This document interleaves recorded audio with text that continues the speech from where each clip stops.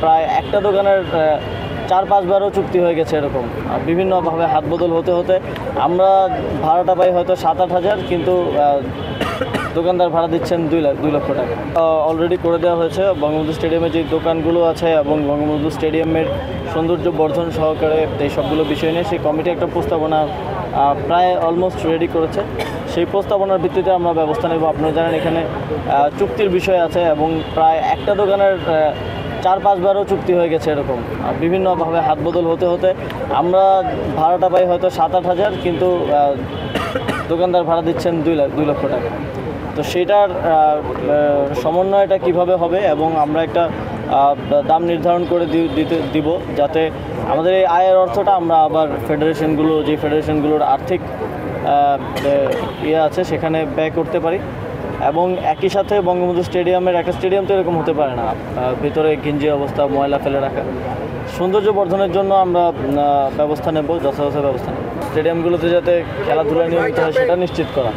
তো সেটার জন্য আপনারা জানেন যে আমরা উপজেলা ক্রীড়া সংস্থাগুলোর পুনর্গঠন কার্যক্রম চলমান আছে। ইতিমধ্যে আমাদের কাছে 9টা উপজেলা, 12টা জেলা আর বিভাগীয় কয়েকটা প্রস্তাবনা এসেছে। আমরা সেগুলো পর্যবেক্ষণের মাধ্যমে, যথাযথ পরীক্ষণের মাধ্যমে সেগুলো পুনর্গঠন করে দেবে এবং তারাই এই দায়িত্বগুলো পালন করবে লোকালি উপজেলা টুর্নামেন্ট, জেলা টুর্নামেন্টগুলো করার এবং সেই মাঠগুলোকে ব্যবহারে রাখার। এবং শহীদদের যেই পূর্ণাঙ্গ তালিকা, এখানে আপনারা জানেন অনেকগুলো ব্যারিয়ার আছে এক্ষেত্রে। যেই প্রথম দফায় যখন 18, 19, 20, 21 তারিখ যখন গুলি করা হলো, তখন এমনও ঘটনা ঘটেছে যে হাসপাতাল ভর্তি নেয়নি এবং হাসপাতাল সময় মতো চিকিৎসা করলে হয়তো বেঁচে যেত, কিন্তু সেই সিচুয়েশনও হয়নি। এবং ছাত্রলীগের সন্ত্রাসীরা বিভিন্ন হাসপাতালের সামনে দাঁড়িয়েছিল। আপনারা দেখেছেন যে অনেককেই সেখান থেকে মুমূর্ষু অবস্থায় ফিরিয়ে দেওয়া হয়েছে। তো সেখানে আমরা সমাজ কল্যাণ মন্ত্রণালয়, স্বাস্থ্য মন্ত্রণালয়ের সাথে কথা বলছি কীভাবে ডিএনএ টেস্ট করার মাধ্যমে তাদেরকে শনাক্ত করা যায়।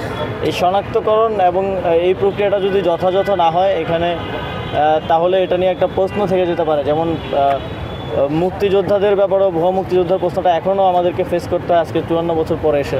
সেটা যাতে কোনোভাবে না থাকে সেজন্য আমাদের একটু সময় লাগছে, কিন্তু অতি দ্রুতই এই চূড়ান্ত তালিকাটা প্রকাশ করা হবে। কিন্তু তালিকা কিন্তু অলরেডি একটা তালিকা আছে, যে যতটুকু পর্যন্ত আমাদের ভেরিফিকেশন হয়ে গেছে সেই তালিকাটা কিন্তু আছে।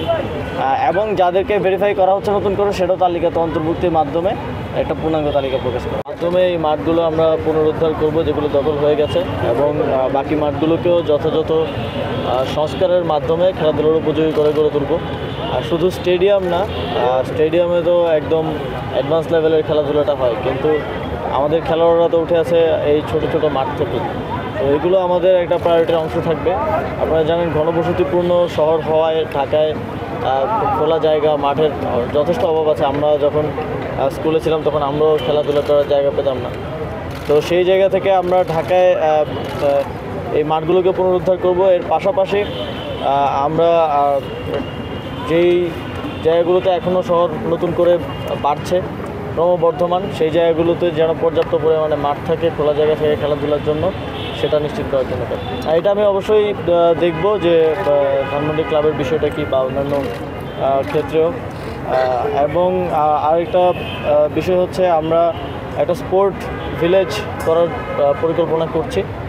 এটা একটা মেগা প্রজেক্ট হবে। আমরা এর জন্য বিভিন্ন দেশের সাথে আমাদের কথা চলছে আর্থিক এবং কারিগরি সহায়তার জন্য। আমরা এই কনসেপ্টটা এরকম যে 55টা ফেডারেশনকে একই জায়গায় অফিস ফ্যাসিলিটিস করে দেয় এবং একই সাথে খেলাধুলার সকল ধরনের ফ্যাসিলিটিস মাঠ করে দেয়। একটা বড় প্রজেক্ট হিসেবে এটা আমরা নেওয়ার চিন্তা করছি। আপনারা জানেন যে আমাদের একটি নিম্ন আয়ের দেশ হিসেবে, উন্নয়নশীল দেশ হিসেবে আমাদের অনেক প্রায়োরিটিস আছে, আরও অনেক মৌলিক জায়গাগুলোতে প্রায়োরিটিস আছে। সেজন্য এটা আমরা চেষ্টা করছি যাতে যেই দেশগুলো এখন আমাদেরকে এই পরিস্থিতিতে সহযোগিতা করতে আগ্রহ দেখাচ্ছে তাদের থেকে কারিগরি এবং আর্থিক সহযোগিতাটা নিয়ে একটা স্পোর্টস ভিলেজ ঢাকায় করার এবং সেটার পরিকল্পনা চলমান আছে।